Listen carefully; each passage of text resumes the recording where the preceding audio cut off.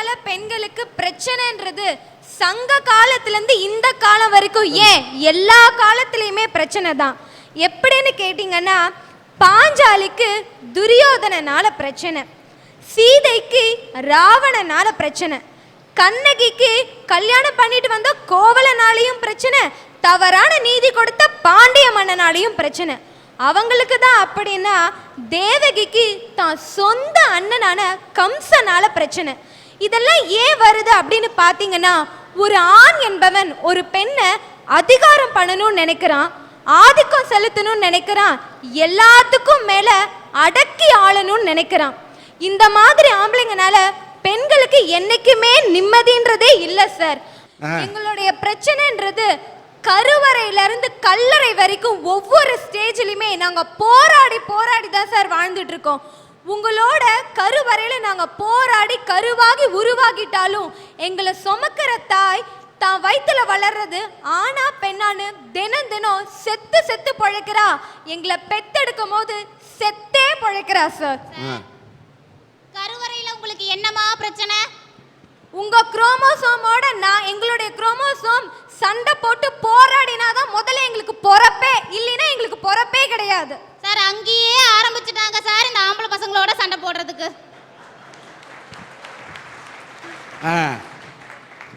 அப்படிதான் நாங்க பிறந்துட்டாலும் கல்லூரி அப்படின்ற கட்டத்துக்குள்ள வரும்போது நீங்க சொன்ன மாதிரி ஒவ்வொரு பெண்ணும் கோடி கணக்கான லட்சியத்தோடையும் கனவோடையும் தான் சார் கல்லூரியில அடி எடுத்து வைக்கிறோம்.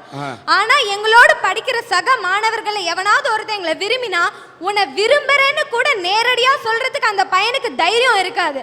ஆனா அவன் ஃப்ரெண்ட்ஸ் கிட்ட எப்படி தெரியுமா சார் சொல்லுவான், டே மச்சி இது ஏன் ஃபிகருடா, டே மச்சி இது ஏன் ஆளுடா, எவனும் பார்க்க கூடாதுடா, அப்படிதான் சொல்லுவான். அந்த பொண்ணு நட்பு ரீதியா யதார்த்தமா வேற ஏதாவது ஒரு பையன்கிட்ட பேசினா கூட அதை பார்த்து அவனுடைய ஃப்ரெண்ட் இவங்கிட்ட போய் என்ன தெரியுமா சொல்லலாம், டே இன்னைக்கு ஓலு வேற எவன் கூட கடலை வறுத்துட்டு இருந்ததுடா. இப்படி கேவலமா தான் பெண்களை சித்தரிக்கிறீங்க. அந்த ஃப்ரெண்ட்ஸ் வட்டத்துக்குள்ள அந்த பொண்ணை பத்தி என்ன இமேஜ் தெரியுமா சார் இருக்கும், இவங்க ரெண்டு பேரும் லவ்வர்ஸ்னு ஒரு தவறான இமேஜ் இருக்கும். ஏதாவது ஒரு பொது நிகழ்ச்சியில அந்த பொண்ணையும் பையனையும் இணைச்சு இவனுங்க கிண்டல் அடிக்கும் போது தான் அந்த பொண்ணுக்கே அந்த மேட்டர் தெரிய ஒரு நம்மளை பத்தி தான் இந்த மாதிரி கிண்டல் அடிக்கிறாங்கன்னு. அதனால அந்த இடத்துல அந்த பெண் எந்த அளவுக்கு மனசு பாதிக்கப்படுவா. அந்த மாதிரி ஒவ்வொரு பெண்கள் கிட்டையும் கேட்டு பாருங்க சார், ஆண்களால பெண்கள் எந்த அளவுக்கு பாதிக்கப்படுறாங்க அப்படின்னு. சார், காக்கா கரண்ட் கம்பத்துல உட்கார்ந்திருக்கு, அதனால அது கரண்ட் பில் கட்டுதா? கழுதைக்கும் கல்யாணம் பண்ணி வைக்கிறோம். அந்த கழுதை என்னைக்காச்சும் கோர்ட் வாசல்ல டைவர்ஸ் கேட்டு போய் நிக்குதா? நிக்கல. எரும மாடு வாங்கணும்னு நம்ம லோன் கேட்டு பேங்க்குக்கு போறோம், எரும மாடு தனக்கு லோன் கேட்டு பேங்க்குக்கு போகுதா? போகல. பறவைங்க எல்லாம் வெளிநாட்டுல இருந்து வேடந்தாங்களுக்கு வருது, பாஸ்போர்ட் விசா இல்லைன்னு வெளிநாட்டிலேவா இருக்குது? முயல்லாம் அவங்க கூட்டத்தோட குடும்பத்தோட பொந்துக்குள்ளார இருக்கு. இந்த முயல் கூட்டத்திலேயாவது மாமியார் மருமகள் சண்டை நடக்குதா? விலங்குகள்லாம் பிரச்சனை இல்லாம தன்னுடைய சூழ்நிலைக்கு தகுந்த மாதிரி வாழ்க்கையை வாழ்ந்துட்டு இருக்கே. ஆனா இந்த மனுஷன் மட்டும் பிரச்சனைன்னு கத்திட்டு இருக்காங்களே, என்ன சார் பிரச்சனை? புல் இருக்கிறது மான் சாப்பிடுறதுக்காக, மானை படைச்சிருக்கிறது புலி சாப்பிடுறதுக்காக. புலி தேர்ந்து எப்படியாச்சும் தப்பி ஓடணுங்கிறது தான் மானோட வாழ்க்கை. மானை எப்படியாச்சும் கொன்று சாப்பிடணுங்கிறது தான் புலியோட வாழ்க்கை. ஐயோ நம்மளை புலி துரத்துமே அப்படின்னு நினச்சா மானால வாழ முடியாது. ஐயோ மான் ஓடிட்டே இருக்கே அப்படின்னு நினச்சா புலியால் சாப்பிட முடியாது. வெளியில் பார்க்குற நமக்கு வேணா அது ஒரு பெரிய பிரச்சனையாக தெரியலாம், ஆனால் அந்த புலிக்கும் மானுக்கும் பிரச்சனை இருக்கு. அந்த பிரச்சனையை சமாளிச்சுட்டு இருக்குது. வாழ்க்கையை மட்டும் நம்ம சரியாகவும் தெளிவாகவும் புரிஞ்சுக்கிட்டா யாருக்கும் யாராலும் பிரச்சனையே இல்லைன்னு தான் சார் நான் பேச வந்திருக்கேன். சபாஷ். என்ன அற்புதமா, கடுகு சிறுத்தாலும் காரம் குறையாது என்று சொல்வார்கள். அப்பனைக்கே பாடம் சொன்னா முருகன் கேள்விப்பட்டிருப்போம். ஒரு சின்ன குழந்தை, அவர் பள்ளிக்கூடத்தில் படிக்கக்கூடிய ஒரு பெண், அந்த பெண் குழந்தை என்ன அழகா இங்க பேசுது பாருங்க. திறமை என்கிறது அது ஒரு பொக்கிஷம். மண்ணுக்குள்ள இருக்கிற வைரம் மாதிரி ஒவ்வொருத்தட்டும் அந்த திறமை இருக்கு. அந்த வைரம் புதைந்திருப்பதை போன்று எத்தனையோ பேரோட திறமை புதைஞ்சிருக்கு. ஆனால் இங்கே ஒரு வைரமாக மின்னிய இந்த திவ்ய பாரதியை பார்க்கும்போது மனதார பாராட்டு. திருமணம்ன்ற ஒரு புனிதமான பந்தத்தை கூட கமர்ஷியலைசேஷனை பூர்த்தி பிசினஸ் ஆக்கி வச்சிருக்காங்களே ஆண்கள். இந்த மாதிரி ஆண்களால எத்தனை பெண்கள் இன்னும் கல்யாணம் ஆகாம முதிர் கன்னிகளா வாழ்ந்துட்டு இருக்காங்க, மூத்த குழந்தைங்க. அந்த மாதிரி மூத்த பெண்ணா பிறந்த ஒவ்வொரு பெண்ணுக்கிட்டையும் போய் கேட்டு பாருங்க சார், ஆண்களால பெண்கள் எந்த அளவுக்கு பாதிக்கப்பட்டிருக்காங்கன்னு. வேலைக்கு போயாவது தன்னுடைய குடும்ப கஷ்டத்தை தீக்கலாம் அப்படின்னு சொல்லிதான் ஒவ்வொரு பெண்ணும் வேலைக்கு போறா. ஆனா வேலைக்கு போற இடத்துல ஒரு சில ஆபீஸ்ல ஒரு சில பெண்கள் எவ்வளவு சித்திரவதைகளை அனுபவிக்கிறாங்க தெரியுமா சார்? அதாவது அங்க மேல இருக்கிற சுப்பீரியரை அவ அட்ஜஸ்ட் பண்ணி தான் போகணும். நீங்க நினைக்கிற மாதிரி அட்ஜஸ்ட்மெண்ட்ன்றது விட்டு கொடுக்கறது கிடையாது. அந்த ஆபீஸ்ல இருக்கிற அட்ஜஸ்ட்மெண்ட்டுக்கு மீனிங்கே வேற. அவன் சொல்றதுக்கோ சில்மிஷங்களுக்கோ அவ அடி பணிஞ்சு தான் போகணும். போகலன்னா அவளுக்கு extra duty, over time, night duty இந்த மாதிரி எல்லாம் போட்டு பழி வாங்குற சுப்பீரியர்ஸும் இருக்காங்க. அந்த நைட் டியூட்டியில அவளுக்கு என்ன நடந்தாலும் கேட்க ஆள் இல்லை. அப்படியே அவன் அந்த நைட் டியூட்டியை முடிச்சுட்டு தர்ம சங்கடத்தோட வீட்டுக்கு திரும்புவா. அப்ப அந்த சமுதாயம் அந்த பெண்ணை பார்த்து பார்க்குற பார்வையும் கேள்வியும் இருக்கே, 1000 குண்டூசிகளை எடுத்து அட்ட டைம்ல குத்துவாங்க சார். அந்த சமயத்தில் அந்த பொண்ணு நொறுங்கி போவா பாருங்க. அந்த மாதிரி ஒவ்வொரு பெண்கள்ட்டையும் கேட்டு பாருங்க, ஆண்களால பெண்கள் எந்த அளவுக்கு பாதிக்கப்படுறாங்கன்னு கண்ணீரோட சொல்லுவாங்க சார். சார் இவங்க சொல்றாங்க அட்ஜஸ்ட்மெண்ட் அப்படிங்கிற பேர்னால இந்த பெண்கள் தான் ஆண்களால சீரழிக்கப்படுறாங்க அப்படின்னு சொல்றாங்க.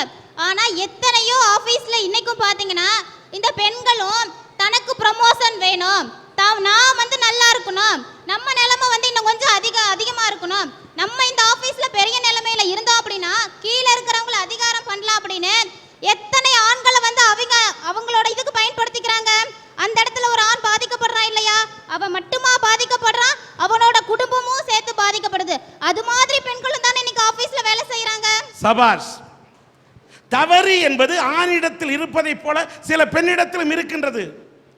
தான் அணியக்கூடிய ஆடையை தன் கட்டிய கணவன் பார்க்க வேண்டும், காதலன் பார்க்க வேண்டும் என்று நினைத்தால் தவறில்லை.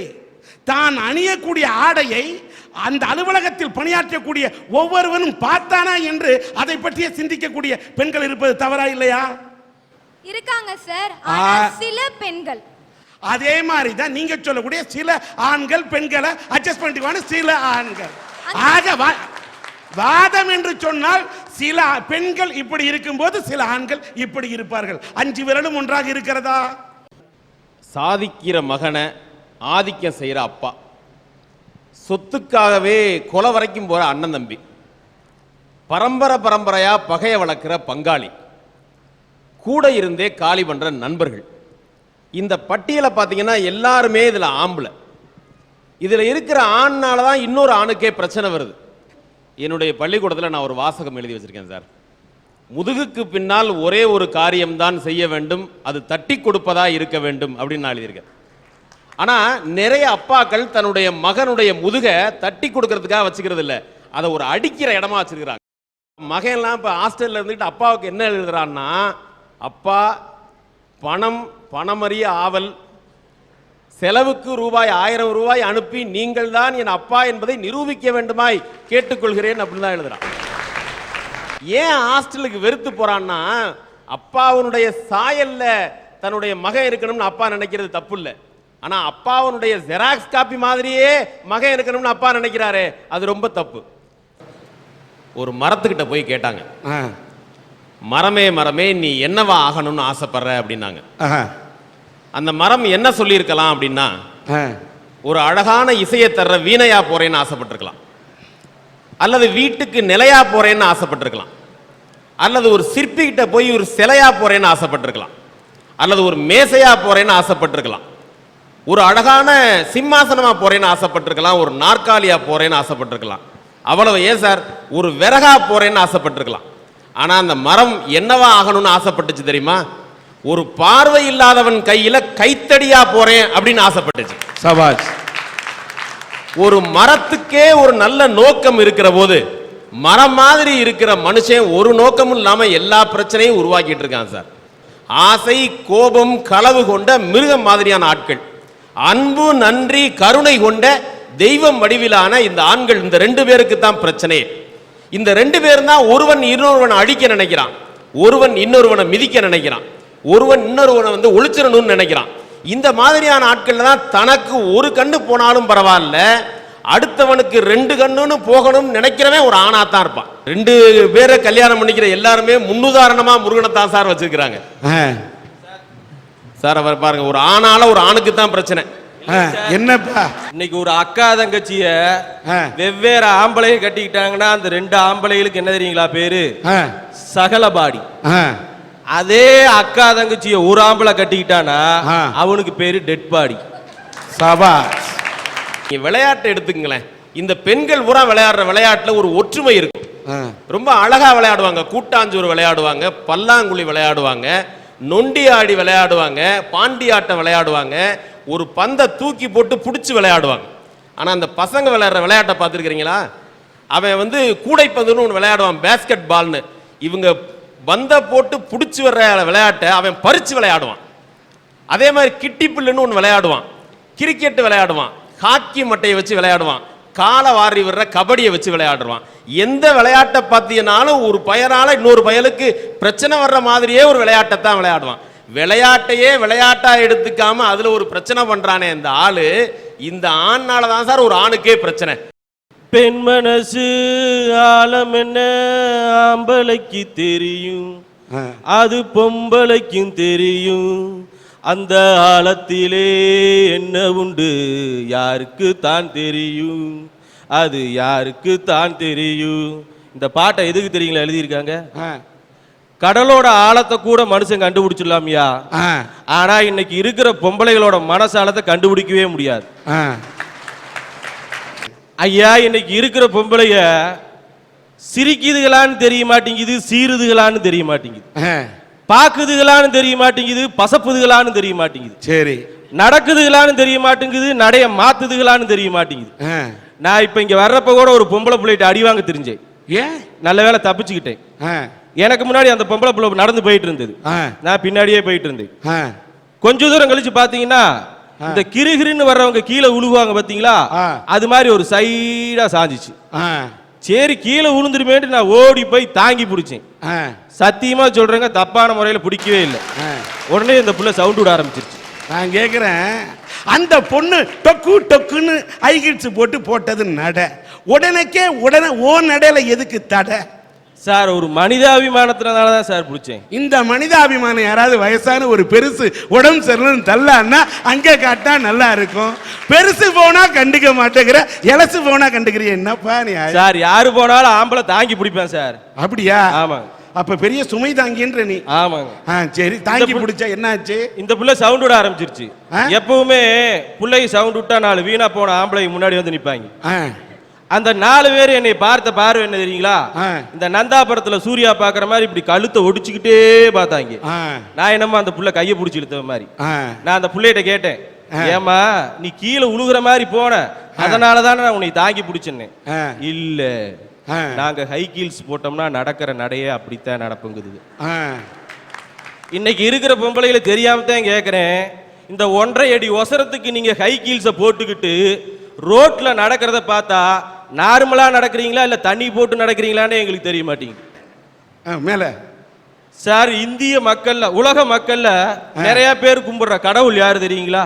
சொல்லுங்க. இயேசுநாதர். ஏன் தெரியுமா? அவருக்கு இன்னும் கல்யாணமே ஆகல. இந்திய மக்கள்ல நிறைய பேர் கும்பிடுற சாமி யாரு தெரியுங்களா? பிள்ளையாரு. ஏன்னா அவருக்கும் கல்யாணம் ஆகல. அவர் தம்பி முருகன் 1க்கு 2 கல்யாணம் பண்ணி என்னத்தை அனுபவிச்சாரு? இன்னைக்கு குச்சியை வச்சுக்கிட்டு கோமணத்தோட நின்றுகிட்டு இருக்கிறாரு. கடவுள் செந்தில்குமாரனுக்கே இந்த பொம்பளையனால கோமணம் தான் மிஞ்சிச்சுன்னா இந்த கரூர் செந்தில் எனக்கு என்னையா மிஞ்ச போகுது? ஐயா, இன்னைக்கு நாட்டிலையும் வீட்லயும் இருக்கிற பெரிய பிரச்சனை என்ன தெரியுங்களா? தண்ணி பிரச்சனை. நானும் பக்கத்து வீட்டுக்காரன்னு 10 வருஷமா ஃப்ரெண்ட்ஷிப்பா நல்ல முறையில தான் இருக்கும். அவனுக்கும் கல்யாணம் ஆயிடுச்சு, எனக்கும் கல்யாணம் ஆயிடுச்சு. என் பொண்டாட்டி 4 குடம் தண்ணி எடுக்கிற முடி நல்லாத்தான் வரா வீட்டுக்கு. 5ஆவதோட எடுத்துட்டு வரப்ப அழுதுகிட்டே வருது. மாமா, அந்த பக்கத்து வீட்டுக்காரிய நீ பார்த்து என்ன கேள்வி கேட்ட பார்த்திக்கலாம், உனக்கு இந்த வாழ்க்கை தேவைதானான்னு கேட்கறா அப்படின்னு. அதுலயும் ஒரு விச வைக்கும் பாருங்க. நான் நல்லாத்தே இதுக்கு வேணுங்கிறதெல்லாம் வாங்கி கொடுத்துருப்பேன். அப்படி நான் என்னத்தான் வாழ்ந்துட்டேன்னு இவன் சொல்றான் அப்படின்னு. சரி பொண்டாட்டி இப்படி சொல்லிட்டேன்னு பக்கத்து வீட்டுக்காரிட்ட சண்டைக்கு போனோம்னா அவன் புருஷன் என் கூட சண்டைக்கு வேற. நாங்க 2 பேரும் அடிச்சுக்கிட்டு மண்டையை உடைச்சுக்கிட்டு கோர்ட்டுக்கு போனோம்னா சண்டையை ஊசி புட்ட இதுக பகுமானமா வீட்டுல உட்கார்ந்து கணவருக்காக சீரியல் பார்த்துட்டு உட்கார்ந்து இருக்குதுங்க. நொந்து போய் வீட்டுக்கு வந்தோம்னா உடனே கேட்கும், இந்நேரம் முடி எங்க போயிட்டு வர்ற? காலையில கம்பெனிக்கு போன் பண்ணு, வேலைக்கு போகலையாம்ல, அவன் அடிக்கடி கோர்ட்டுக்கு போறியாம்ல, அங்க வேலை வச்சிருக்கிற அப்படிங்குது. ஏய் என்னடி அப்படின்னு சவுண்ட் விட்டோம்னா என்ன ரொம்பத்தையும் எகிரி பேசுற அப்படிங்குதுங்க. ஏமா புருஷன் நீ இப்படி பேசலாமான்னா என்ன ரொம்பத்தையும் பம்புற, அப்ப வச்சிருக்கியா அப்படிங்குது.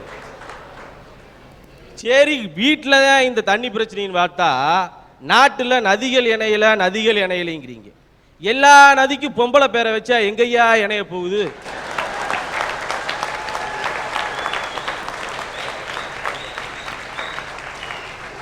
ஏழு ஜென்மத்துக்கு அந்த நதி இணையவே இணையாது.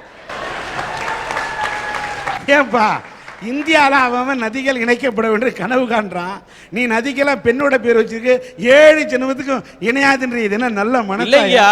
அடுத்த வாரம் பிரதமருக்கு ஒரு லெட்டர் போடலான் இருக்கேன். என்ன ஐயா எல்லா நதிக்கும் ஆம்பளை பேர் வைங்க, 10 நாள்ல எல்லா நதியும் பாஞ்சுக்கிட்டு ஓடும்.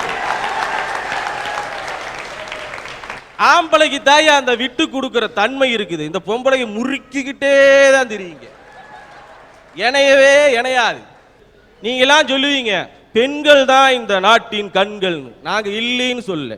இந்த கண்ணுக்கு இதுக்கு போடுறத பார்த்தீங்கன்னா ஐப்ரோ, ஐலைனரு, மஸ்காரா, கண்மை, முதல்ல லிப்ஸ்டிக் உதட்டுறதான் போட்டுச்சுங்க, இப்ப பாத்தீங்கன்னா இங்க போடுதுங்க. கேட்டோம்னா ஸ்டீலுங்குதுங்க. நீங்க கேட்கலாம் ஏப்பா உனக்கு பொறாமைன்னு, வாங்கி கொடுக்க முடியலையா? ஐயா இப்ப லிப்ஸ்டிக் பொம்பளைய போட்டுச்சுன்னு வச்சுக்கீங்களேன், பக்கத்து வீட்டு நாய் ஓடியாந்துருது. இந்த கண்ணாடி முன்னு நின்று அந்த லிப்ஸ்டிக் இப்படி இழுத்துக்கிட்டு மம்முங்குதுங்க, பக்கத்து வீட்டு நாய் ஓடியாந்துருது. ஒரு ஆம்பளை எத்தனை பிரச்சனையை தாயா சமாளிப்பியா? கல்யாணத்துக்கு முன்னாடி எங்க மாமா வீட்டுக்கு போயிருந்தேன். வீட்டு வாசப்படியிலே எங்க பாட்டி உட்கார்ந்து இருந்துச்சு. அது சொல்லிச்சு, டே உன் மாமன் புள்ள பாரு செவுரு ஃபுல்லா என்னமோ போட்டோவை வச்சுக்கிட்டு கொஞ்சிக்கிட்டு இருக்கிறா, கொஞ்சம் அதட்டி வை அப்படின்ச்சு.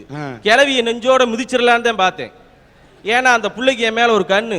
சரின்ட்டு மாடியில போய் பார்க்கறேன், செவுரு ஃபுல்லா அஜித் போட்டோ.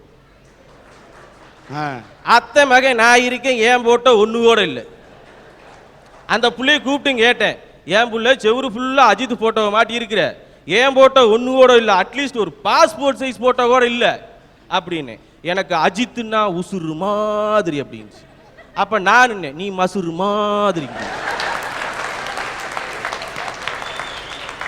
என்னய்யா அதெல்லாம்? பேச்சிலேயே இப்படி விச வச்சு பேசுற பொம்பளையனாலதான் ஆம்பளைக்கு பெரிய பிரச்சனை. எனக்கு இப்ப கல்யாணமாகி ஒரு 8 மாசம் ஆச்சு. என் பொண்டாட்டிக்கு செல்லமா ஒரு பேர் வைக்கணும்னு அம்மு குட்டின்னு பேர் வச்சேன். அது 2 மாசமா என்னைய மாமா மாமானே கூப்பிட்டுட்டு இருந்தது. கூப்பிட்டு கேட்டேன், ஏன் அம்மு உனக்கு செல்லமா அம்மு குட்டின்னு பேர் வச்சிருக்கேன், எனக்கு ஏதாவது செல்லமா வச்சிருக்கியான்னு கேட்டேன். போங்க மாமா சொன்னா திட்டுவீங்க அப்படின்னு. பரவாயில்ல சொல்லு அம்மு அப்படின்னு. வேண்டாங்க மாமாச்சு. சொல்லு, நான் உனக்கு அம்மு குட்டின்னு வச்சிருக்கேன், நீ எனக்கு என்ன வச்சிருக்கீங்க? நான் கருவா குட்டின்னு வச்சிருக்கேன். ஆம்பளைகளை இப்படி மட்டம் தட்டி பேசுற பொம்பளைனாலதாயா அன்னைக்கு ஆம்பளைக்கு பிரச்சனையே. ஐயா ஒரு குழந்தை பிறந்தோன்னே அந்த குழந்தை தாயினுடைய மூச்சு காற்று படக்கூடாதுன்னு குழந்தையை தள்ளி வச்சிருப்பாங்க. இந்த உரம்பரைக்கு வர்ற பொம்பளை வந்த ரவுசு அந்த குழந்தைய பார்த்தோன்னு சொல்லுங்க, கண்ணை பாரு அவங்க அப்பத்தாரு மாதிரியே இருக்கு, மூக்க பாரு அவங்க அத்தை மாதிரியே இருக்கு. பின்னாடி ஒருத்தர் நிற்பான், ஏன்டா பெத்தவன் நான் இருக்கேன், என்னைய மாதிரி ஒண்ணு கூட இல்லையாடா அப்படி. அதுக்கும் புள்ள கருப்பா பிறந்துருச்சுன்னா உடனே சொல்லுங்க, அவங்க அப்பனை மாதிரியே கருப்பா தானே பிறந்திருக்குது அப்படின்னு. ஒரு உரம்பரைக்கு வர்ற பொம்பளை எங்களை படுத்துற பாடு இருக்குதுங்களே, அதுதாயா ஆம்பளைக்கு பெரிய பிரச்சனையே. ஒருத்தருக்கு கைகால் வரல பக்கவாதம், அவர் பசங்க நல்லா படிக்கிற பயலுக, பையன் 2 நாளைக்கு முன்னாடி வந்து சொல்றேன், அப்பா ஸ்கூல்ல பீஸ் கட்டி ஆகணும், எப்படியாவது எனக்கு பணம் ரெடி பண்ணி கொடு. அவருனால சம்பாதிக்க முடியாது, எதுவும் பண்ண முடியாது. ஒரு வெள்ளிக்கிழமை பொம்பளை அதிகமா வரக்கூடிய ஒரு அம்மன் கோவிலுக்கு முன்னாடி போய் நிற்கிறார். கோயிலில் முன்னாடி உட்கார்றாரு, சொல்லியே பிச்சை கேட்கிறாரு, ஏங்க என் பையனை படிக்க வைக்கணுங்க, ஏங்க என் பையனை படிக்க வைக்கணுங்க, ஏதாவது போடுங்கன்னு. காலையில 6 மணியிலிருந்து உட்கார்ந்துருக்காரு, நைட்டு 8:15 முடி. தட்டில் விழுந்த காசு எவ்வளோன்னா வெறும் 4000 ரூபா. அந்த 4000 ரூபாயை போட்டது யாருன்னா அந்த பொம்பளை கூட வந்த புருஷங்க. பொம்பளைங்க ஒண்ணுமே போடலை. ஒரு 8 மணிக்கு அவருக்கு தொண்டையில தாகம், தண்ணி தாகம், ஒண்ணுமே முடியல. சுத்தியும் பார்க்குறாரு, ஒரு குழாயி கடையே கண்ணியே எதுவுமே கிடையாது. கொஞ்சம் தூரத்தில் பார்க்குறாரு, ஒரு ஒயின் ஷாப் இருக்குது. அதில் அந்த குடிச்சிட்டு போகிற அந்த வாட்டர் பாக்கெட் இருக்குது பார்த்தீங்களா, அந்த பாக்கெட்டை ஒரு பிளாஸ்டிக் டம்ளரில் கொஞ்சம் கொஞ்சமாக ஊற்றுறாரு. ஊற்றி குடிக்க போகிறப்ப ஒரு சவுண்ட், மாப்பிள்ள அதை குடிக்காத மாப்பிள்ள அப்படின்னு. ஒயின் ஷாப்லேருந்து 3 பேர் ஃபுல் போதையில் வர்றேன். எதுக்கு மாப்பிள்ள இந்த தண்ணியை குடிக்கிறேன்டா, ஏன்ட்ட இருக்கிற தண்ணி குடி அப்படின்னு அந்த வாட்டர் கேனை கொடுக்குறேன். அந்த பிச்சை எடுத்து ஒரு குடிச்சிட்டு அழுகிறாரு. அவன் கேட்குறான் அந்த குடிக்காரன், ஏன் மாப்பிள்ள அழுகிற அப்படின்னு. இல்லைங்க, காலையிலிருந்து பசிங்க, என் பையனு 4 நாளாக பட்டினியாக இருக்கிறானுங்க, ஒன்றுமே பண்ண முடியலைங்க அப்படிங்கிறாரு. உடனே அந்த குடியாரன் சொல்கிறா, டே அந்த 2 பிரியாணி பொட்டல் இருந்ததுடா மிச்சம், அதை எடுத்து மாப்பிள்ளைகிட்ட குடுறா அப்படிங்கிறேன். அந்த பொட்டலத்தை வாங்கிட்டு குடியாரன் கேட்குறேன், ஏன் மாப்பிள்ள நீ பிச்சை எடுக்கிற, சம்பாதிக்க முடியாத அவனால என்ன. இல்லைங்க, கைகால் வரலைங்க, பக்கவாதம், பையனுக்கு ஃபீஸ் கட்டணுங்க, கொஞ்சம் கூட காசே இல்லைங்க அப்படின்னு. அந்த குடியாரன் சொல்கிறேன், உனக்கு எவ்வளவு பணம் வேணும்னு கேட்குறேன். 350 ரூபா நாளைக்கு நான் கட்டி ஆகணுங்க அப்படின்னு. இவங்கள்ட்ட இருந்த பணத்தை கலெக்ஷன் பண்ணி 500 ரூபா பணத்தை கொடுத்துட்டு சொல்கிறேன், மாப்பிள்ள நாளைக்கு காலையில் நீ போய் உன் பையனுக்கு பீஸை கட்டு அப்படிங்கிறேன். அப்போ அந்த பிச்சை எடுத்தவன் சொன்னா, காலையிலிருந்து அம்மன் கோயிலுக்கு முன்னாடி உட்கார்ந்துருதுங்க, அப்போ கூட கடவுள் என் கண்ணுக்கு தெரியல, ஆனா நீங்க குடிச்சிருந்தாலும் உங்க உருவத்துல கடவுள் என் கண்ணுக்கு தெரியறான்னு சொன்னானே. அந்த ஆம்பளைக்கு இருக்கிற கருண மனசு வேற யாருக்கும் கிடையாதுயா. கடைசியா ஒன்று சொல்றேன், கோயிலுக்கு போற எல்லா பொம்பளைகளையும் நல்லவங்களும் கிடையாது, குடிக்கிற எல்லா ஆம்பளைகளும் கெட்டவங்களும் கிடையாது.